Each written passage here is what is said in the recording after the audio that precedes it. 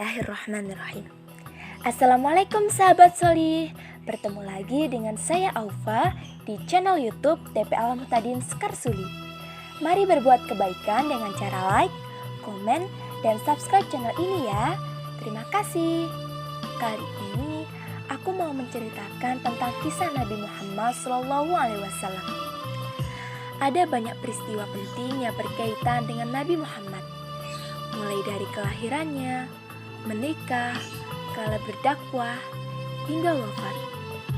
Dalam beberapa sirah nabawiyah disebutkan bahwa Nabi Muhammad lahir di kota Mekah pada 12 Rabiul Awal tahun Gajah, bertepatan dengan tahun 570 Masehi.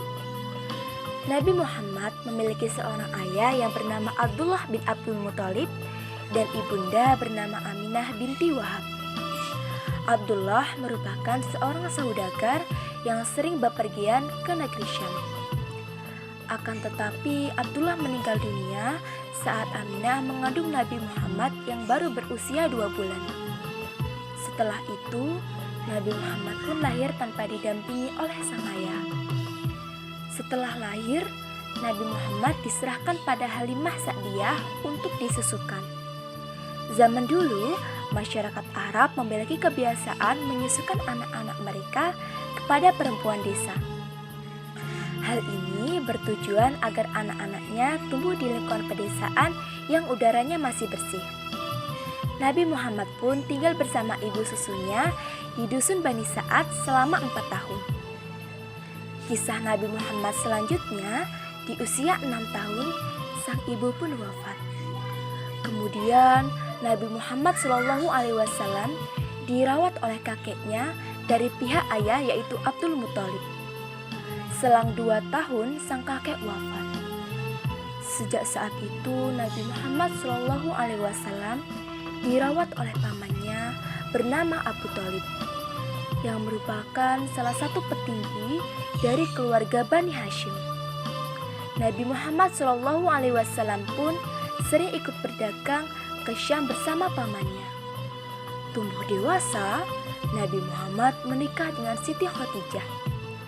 Siti Khadijah adalah wanita terpandang, cantik, dan berasal dari golongan orang berada di Arab.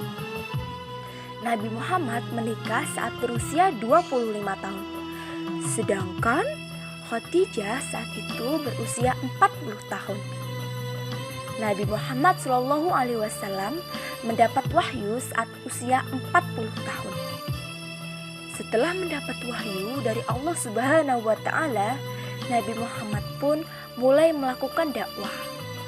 Pada awalnya, dakwah yang disampaikan dengan cara sembunyi-sembunyi. Nabi Muhammad SAW wafat saat berusia 63 tahun.